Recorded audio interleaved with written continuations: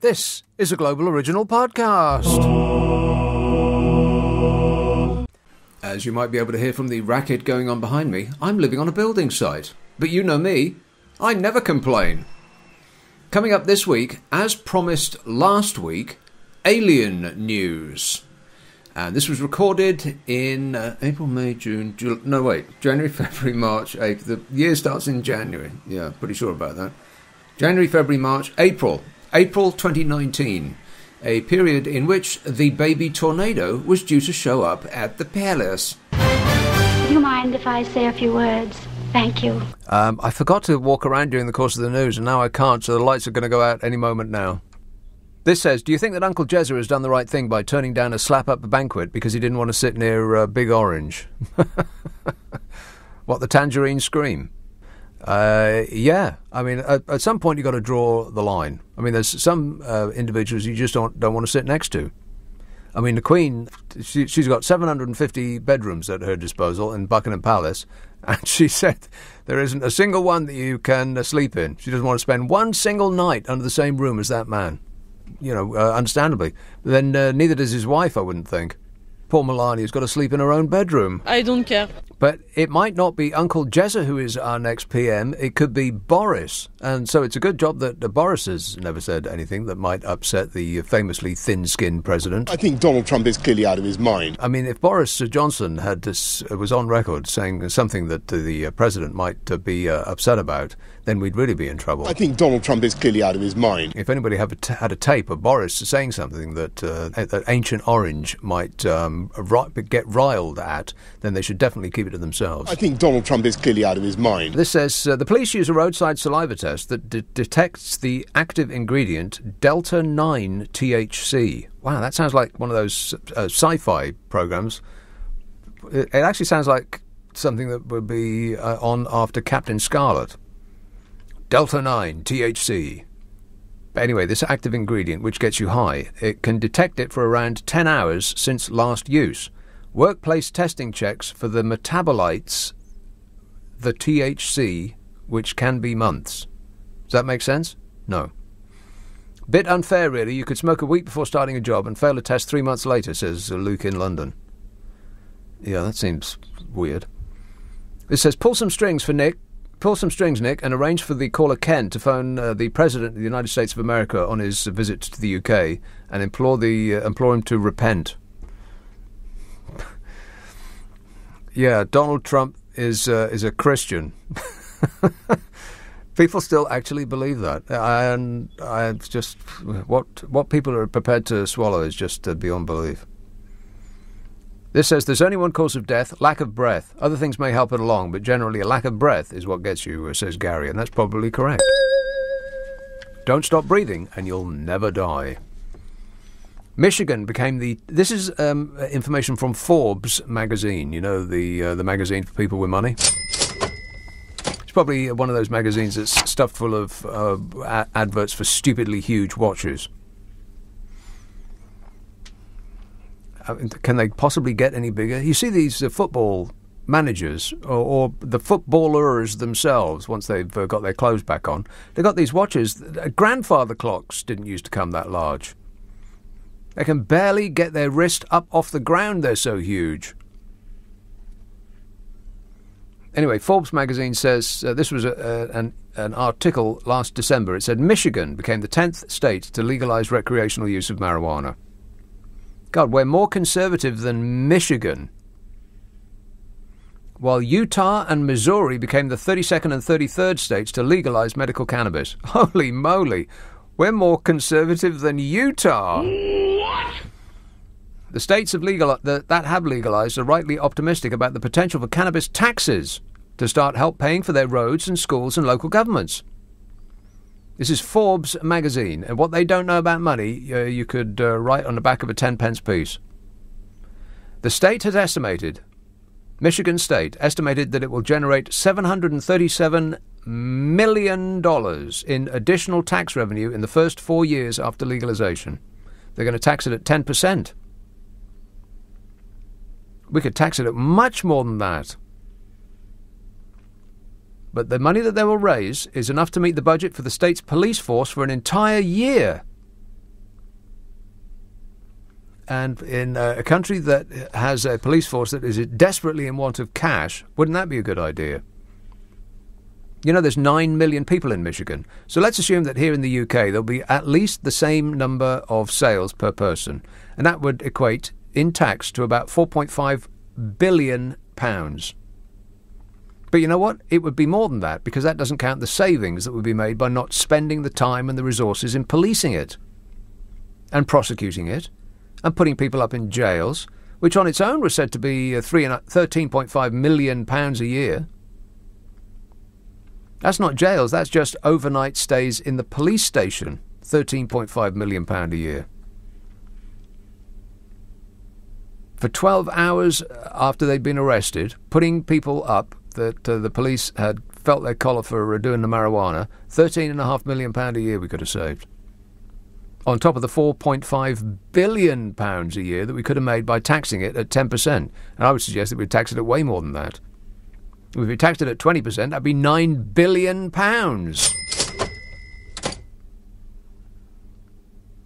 And in case you think the police aren't prosecuting cannabis users anymore, I mean, the numbers have gone down, but you might think that there's not anybody being prosecuted for it anymore.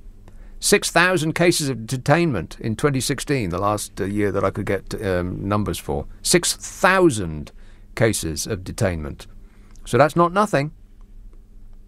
Meanwhile, back in America, some states are already reaping the benefits of legalization. Nevada is pouring $42.5 million in taxes, or pulling in, rather, and this is in 1 year.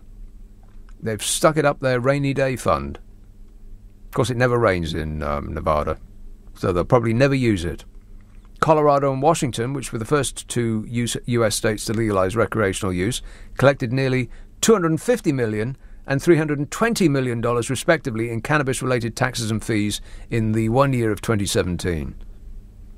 And if you've ever been to Colorado or Washington, you'll know there's hardly anybody lives there. So what we could be making in this country is just boggles the mind. And those tax numbers are impressive, but it's still early days. The size of the legal cannabis market could grow to $25 billion by 2025. And, you know, when one state sees their neighbours catching millions and millions more per year from the burgeoning industry, then it's going to burnish the economic case for legalisation and accelerate the process. And we'll be left trailing in the dust, still spending money on policing it and gaining no money from the sale of it. Doesn't make any sense, particularly as this phony war on drugs has not worked here or anywhere at any point in time that it has ever been prosecuted. I mean, can you think of another product with a huge existing market and a massive demand that is currently outside the tax system? It just doesn't make any economic sense. And if it doesn't make any legal sense, then what sense does it make? The only sense that it does make is that it shields politicians from actually having to do something, which is why they always say, "Oh, well, we'll convene a body to look into it." I mean, how many times have you heard that? We'll issue a paper, and every single time the response is the same. A group of experts will convene and they'll look into it for a year at vast expense to us, the general public, and they will always say the same, that the war doesn't work and maybe we should legalise it. And the government will say, "Thank you very much, we'll take that report," and then we'll bury it. And we'll ignore it. And then just so we don't have to do anything, we'll convene another investigation. And we can't discuss it now because we don't want to prejudge the results of that investigation, and on and on and on. The amount of money they're spending on shielding themselves from having to actually do something is staggering. This says, after last night's programme, I took your advice and watched a video of Mussolini. You're right. He's got Donald Trump written all over him. Or vice versa, says Anthony in Kingston. If you haven't seen a video of Mussolini lately, then do so. And doing one of his speeches, and you'll see that it's really alarmingly like Donald Trump. I'm president! Can you believe it? Nobody can believe it, Donny. We're never going to get used to it. Who do you think you're talking to? I'm talking to a fellow in Greenwich called Ian. Ian. Hello? Ian. Yeah. See, Like you speak to you don't like Donald Trump. What? You don't like Donald Trump, do you? I don't like Donald Trump. Yeah. Well, what's to like about him? Because really, at the end, it's only your middle class don't like Donald Trump, because Democrats don't like Donald Trump, and I always say you've got to fear on that, and you class him this and class him that, and really he's a doer, and he really, at the end of the day, you know what I mean? No, I don't, Ian. I know you come from Oxford, Cambridge, or wherever, and you don't like to rock the boat. You like to be a Remainer and say, okay, long as we get all fine, and that's it. You don't like someone different in your case. Well, you're making a lot of sense, Ian. Excuse me? This is a very cogent argument of yours. No, it's sort of like... I like Donald Trump because really he's the doer. Yeah, I don't like Theresa May. Right. I think Ian. Let's to the nub of it. You like Donald Trump because he appeals to the poorly educated. I love the poorly educated. I mean, I don't wish to be rude, but you're making no sense at all. I'm going to send you a hat in the post. I do not come from Oxford or Cambridge, and Donald Trump's not a doer. He's a whiner. I am the most fabulous whiner. And I'm a whiner, and I keep whining and whining. Hey, I want to talk about aliens. Remind me, I want to talk about aliens. Because there's these a couple of stories that came out. Quite good. I don't want it to be a topic. I don't want to hear from you if you've seen an alien. I just want to pass on some information. Please hold the line. I'm trying to connect you. Yes, I'm trying to connect a person in High Wycombe. James. Yeah, hi. James. Just want to talk about the cannabis scenario. I just wondered what your thoughts were on the fact that if you legalise it and tax it, what you think is going to be the subsequent result of the black market carrying on with the same dealers that are growing in their attics now, selling it cheaper because the legalised cannabis has suddenly got 10% tax on it. Well, you can buy homemade alcohol, James, but I don't think there's a big market for it. At the moment, cigarettes are legal at the moment, aren't they? And the black market for cigarettes is huge in this country because they undercut how much it costs to buy cigarettes in a shop. Right. Well, I wouldn't know where to get it, and most people I know wouldn't know where to get it. But you could alcohol is legal, and you can brew it at home and sell it to your friends. But there's no big market for it. I think most of the listeners out there would agree with me that it's extremely easy to get hold of. Well, I'm not sure that most listeners would agree with you. That's just you making it up. Well, I think they would, and the fact of the matter well, you can think all you like, James, but that's just you making it up. There's a big market for counterfeit cigarettes. Google it. Google it, man. See okay, all right, okay. Let's just assume that's true. So what? So let's assume it's true. So you put 10%, 15% tax on cannabis, and that will just be the start of it, because the government loves taxing things. When it goes up to 30, 40% on tax on cannabis, the same dealers that are dealing it now are still going to be punting it out on the street. Okay, but that's not the listen to me. That is not the experience in America, James. So why should it be here? Well, let's see what the experience in America actually happens, because at the moment it's been a very short period of time. No, not really. It's been years. I think the government... Colorado legalised it years ago. Well, how do you know that isn't happening in Colorado? The government's making hundreds of millions of billions of pounds in America by taxing marijuana. And I bet it's still being dealt in Colorado as well on the street. Well, yeah, but if they hadn't legalised it, listen to me. If they hadn't legalised it, then the situation would remain the same. So you're suggesting that we shouldn't legalise it because it won't be 100% perfect. Economics. It's simple economics. You're saying it will take it out of the hand of the dealers. Yeah. If you tax a product, the dealers will better. I heard you. I understand what you're saying. But your position seems to be that we shouldn't legalise it because that won't create a situation that is 100% perfect. Is that right? Well, that's one of the reasons that I don't think it will take it out of the hands of the dealers, and I think it's a pretty damn valid reason why it won't take the hand out of the dealers. And it seems it would take a massive amount out of the hands of the dealers. Really? Okay. Yeah. It would. If you say so. Well, I do say so. I mean, what's the market for legal cigarettes, James? Is the market for legal cigarettes bigger than the market for dodgy cigarettes? Yes or no? Yes. Okay, thanks. 034... God, so aggressive. So shouty and violent. I expect alcohol was involved. Let's have Rushton. Hello, Dan. Hi. Dan. I'm here. Yes, Dan. I would like to say, with regard to marijuana, that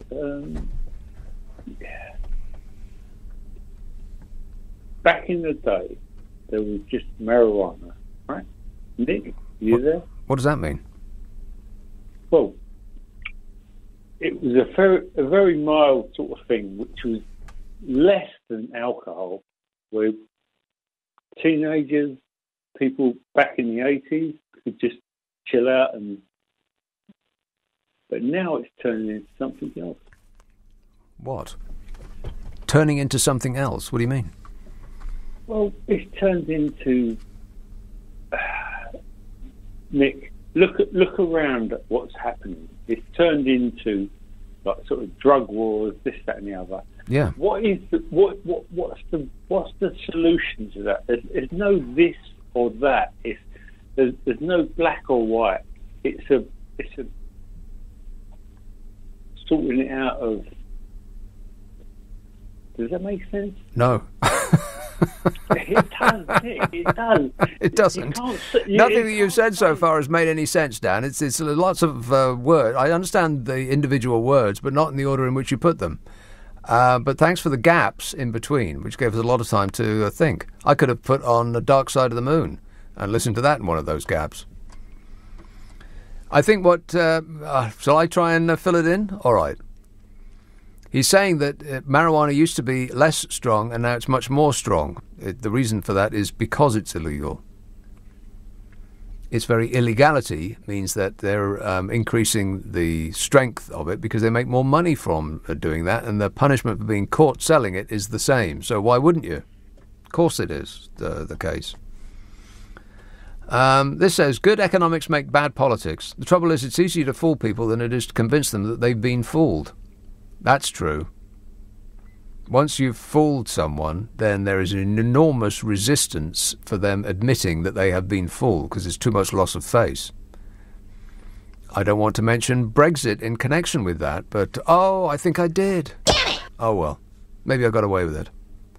It says, it continues, legalising cannabis will lower crime overnight, but actually save lives with freed-up police to tackle knife crime and the like. Banning a drug causes it only to become stronger, and if that drug is not available, addicts look to other stronger drugs for a fix. That's what makes it a so-called gateway drug. There really is no excuse to continue this farcical war on drugs, says Michael. Wow! A cogent argument, well put. This says, I will clarify my comment on cannabis for you. Who's this? Well, I'll read on, I'll find out. I will clarify my comment on cannabis for you. I don't remember what your initial comment was. He says, I do have a disability that is improved by taking cannabis. I'm not a current user, and I have not been for 20 years. So that knocks the gateway drug argument on its head. Does it?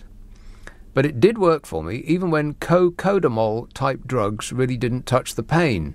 That's cocodamol. That's kind of a morphine-related drug, kind of serious pain relief. He says, hence my comment that pain-free people can butt out of the medical side of the conversation because really they don't have a clue, says Gary. Well, I don't know, maybe it's my memory, but I don't recall that comment being made earlier on. I should listen to this show more carefully, and maybe I'll learn something. This says, turmeric does seriously improve inflammation, ? That doesn't sound like a question. That doesn't sound like a question. Nick, ! Turmeric does seriously improve inflammation, ? It has made a significant difference to my stomach problems. It improves arthritis among many other inflammatory ailments. Well, it's one of those things that you see in a health food store and they claim all sorts of benefits for it. Maybe it does and maybe it doesn't. I mean, it costs a good deal of money to buy tubs of pills of turmeric. So maybe just the expense of it will persuade people that it is actually doing something. It's possible. And this says it has to be taken a week or two and in the correct dose before it works, but it does work, says CG. Now, I did want to talk about extinction, but I haven't talked about the UFOs. You know, if I don't manage to get it in, I will put it in the podcast. I'll tell you how to get that in just a minute. Enfield, hello, Ryan. Hi there. Ryan. I've got my opinion on cannabis. I used to smoke it from the age of about 20. I've stopped smoking it now. I stopped smoking it about 8 years ago. But I still feel that it's better than alcohol. Better? What do you mean, better? There's less consequence from it. There's less... It's just better. What, can you define better?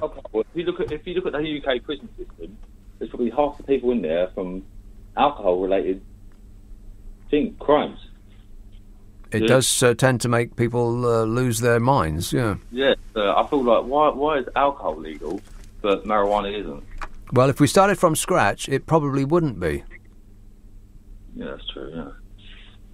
Well, I don't know what to say, but I know for a fact that marijuana is 10 times is safer than alcohol. And I drink, but I don't smoke. Right, well then why... So that seems illogical. Why did you give up then if it's better? Well, I don't know, to be honest. Okay. All right. Well, as long as you've given that a lot of thought. Thanks, Ryan. And as for the safer part, I mean, there's some things that alcohol will do to you that marijuana definitely won't, and vice versa. But I just go back to... if you asked a policeman, would they rather deal with a crowd of drunks or a crowd of people that were stoned, then I pretty much know what they'd say, and they wouldn't choose the drunks. You could ask people in accident and emergency the exact same thing. I mean, on Friday and Saturday night, I bet accident and emergency up and down the country right now is absolutely chock-a-block full of people who are drunk off their faces. And they're the ones that are going to have to come with a police escort. They're going to be handcuffed to the bed because they'll be lashing out and, making a right nuisance of themselves. Stoners, on the other hand, will be sat silently on one of those plastic seats, staring at their shoelaces. Have I taken a break yet? Huh? No? Well, I'm blaming you. All right, well, I'll come to that in a sec. I think I have. Where are we? Are you sure? How can you find out? God, I really should pay more attention to this programme. It might be good. You never know. Let's have a call in Tufnell Park. Hello, Kate. Hello. Kate. Nick.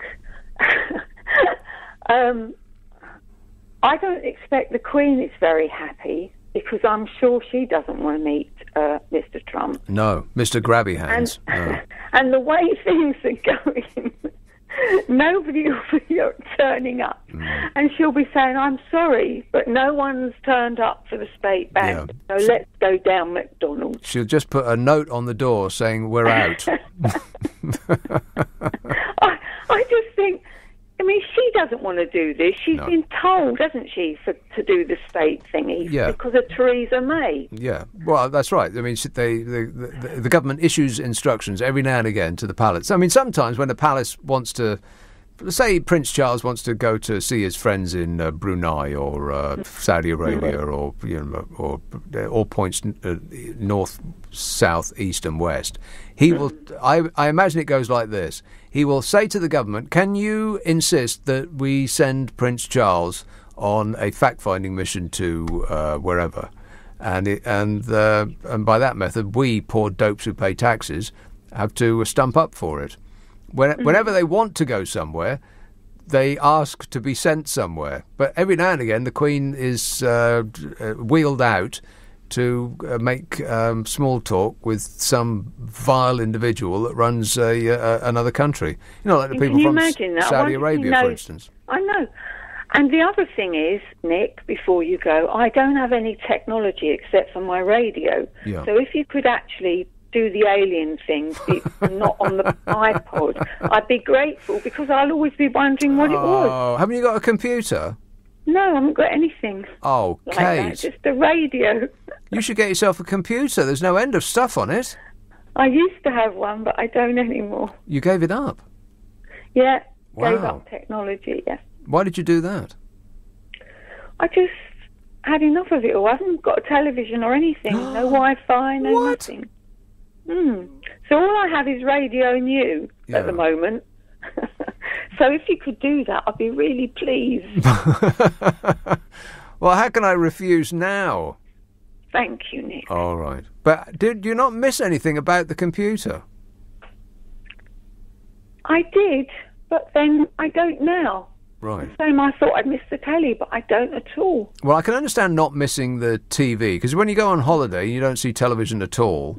And speaking as somebody who watches an enormous amount of it, almost to the point that I'm addicted, you go cold turkey and you don't miss television at all when you go on holiday. I mean, I have to think back a long time since I went on holiday, but that was my experience. But the computer, I mean, how do you contact people? I use my mobile. Right. And if I need to write now, a letter, wait a minute, Kate. You've got a mobile. Oh, yeah, I've got a mobile. Aha. To you. But it's an old Nokia. It doesn't do anything fancy. Oh. It's a phone that's just a phone. It's a phone that's just a phone. Wow. And you tried telling the kids these days that such a thing exists and they won't know what you're talking about. Yeah, but at least I can't bump into people down the road, can I? Yeah, that's right. Yeah, you won't get run over because you've been gawping at your phone. Exactly. Right. Oh, all right then. I'll do it after the news. How's that? Thank you very much. Okay. All right. Thanks, Kate. Bye. Bye-bye. 0345 6060 973. This one says, most stoners don't wear shoes. It's too much like hard work tying up their laces. They wear sandals or flip-flops. It says, why are XR? Why are they called XR when extinction begins with an E? Yeah, well, everything starts with an E. Get Mr. C on the phone and he'll sing it to us. Is he crazy or is that just the way he acts? Well, you be the judge when I give you this next story. 2 stories about aliens, and I will give them to you with increasing levels of alarm. Story 1. In America, there has been a recent uptick in sightings of unidentified flying objects, or as the US military calls them, unexplained aerial phenomena. And it has prompted the US Navy to draft formal procedures for pilots to document the encounters. These intrusions, this is the Washington Post. These intrusions are otherwise known as fake news.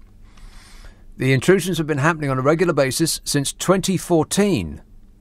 Recently, unidentified aircraft have entered military-designated airspace multiple times per month. A former senior intelligence officer, Luis Elizondo, told the Washington Post that the Navy guidelines formalized the reporting process, facilitating data-driven analysis while removing the stigma from talking about UFOs, calling it the single greatest decision the Navy has made in decades. Chris Mellon, a former Deputy Assistant Secretary of Defense for Intelligence and a staffer on the Senate Intelligence Committee, said, "I don't believe in safety through ignorance," he said, scolding the intelligence community for a lack of curiosity and courage and a failure to react to a strong pattern of sightings. These aren't just some local yokels. This is the intelligence bodies of the American government and the Navy. In some cases, pilots, many of whom are engineers and academy graduates, claimed to observe small spherical objects flying in formation. Others say they've seen white, tic-tac-shaped vehicles. And aside from drones, all engines rely on burning fuel to generate power. But these vehicles all had no air intake, no wind, and no exhaust. It's very mysterious, and they still seem to exceed our aircraft in speed, said a pilot, calling it truly radical technology. Awestruck and baffled pilots, concerned that reporting unidentified flying aircraft would adversely affect their careers, tended not to speak up, and when they did, there was little interest in investigating their claims. In 2017, the Pentagon first confirmed the existence of the Advanced Aerospace Threat Identification Program, a government operation launched in 2007 to collect and analyse anomalous aerospace threats, which range from advanced aircraft fielded by traditional US adversaries to commercial drones to possible alien encounters. Luis Elizondo, a former senior intelligence officer, said that the Navy had enough credible evidence, including eyewitness accounts and corroborating radar information, to know that this is occurring. He said, if I came to you and said that there are these things that can fly over our country with impunity, defying the laws of physics, and within moments could deploy a nuclear device at will, that would be a matter of national security, he said. With a number of US military personnel in the Air Force and the Navy who described the same observations, the noise level could not be ignored. This type of activity is very alarming, Elizondo said, and people are recognising there are things in our airspace that lie beyond our understanding. So there's that. And now there's this. Prepare yourself. Aliens are interbreeding with humans to create a hybrid species that will save the planet from annihilation by climate change, an Oxford professor has claimed. Young-hae Chi, an instructor in Korean at Oxford's Oriental Institute, said the human-alien hybrids may already be walking among us. Have they got orange skin? Oh, shut up! Young-hae Chi believes in a correlation between alien abductions and climate change. He said it was not only scientists and theologians, but also non-human species who appear to be greatly concerned about the survivability of the human species. I don't know. I think aliens probably can't wait till we're gone so they can get hold of all our stuff. Reversing climate change now would not only save the world, but would also prove to aliens that their low estimation of humans' moral capacity was wrong, he said. Well, there's nothing wrong with our moral capacity. I mean, our leader always does things proper. Everything that I've done is 100% proper. That's what I do, is I do things proper. His new book, which is written in Korean, is called Alien Visitations and the End of Humanity, and he describes 4 types of aliens: small, tall and blonde, insect-like, and scaly with snake eyes. And I know which one Donnie is. You knew damn well I was a snake before you took me in. Dr. Chi suggested that the alien-human hybrids were of high intelligence and so could be problem solvers of the future. Okay, well, that lets you off the hook, Donnie. Intelligent? Trust me, I'm like a smart person. Yeah, not really. So I suppose he has to be human after all. Damn it! Oh, well. So, there you are, my keen caller.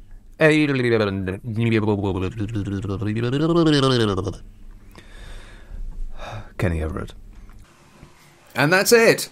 If you subscribe to this podcast, the next episode will get squirted up your life as though by magic on Mondays. And don't forget the podcast that I do with Carol McGiffin, in which McGiffin and me try to solve people's problems while laughing our faces off.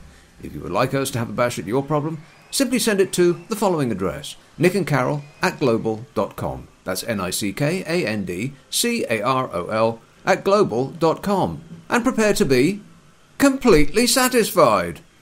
There's also the Whole Show podcast that I do, which is, as it sounds, the whole show from my radio programs with all the news and the ads stripped out. Just do a search on my name, Nick Abbott Podcasts, and all 3 will become clear. And I'll be back on the radio Friday, Saturday and Sunday night at 10. And until then, I'll be seeing you. Bye-bye.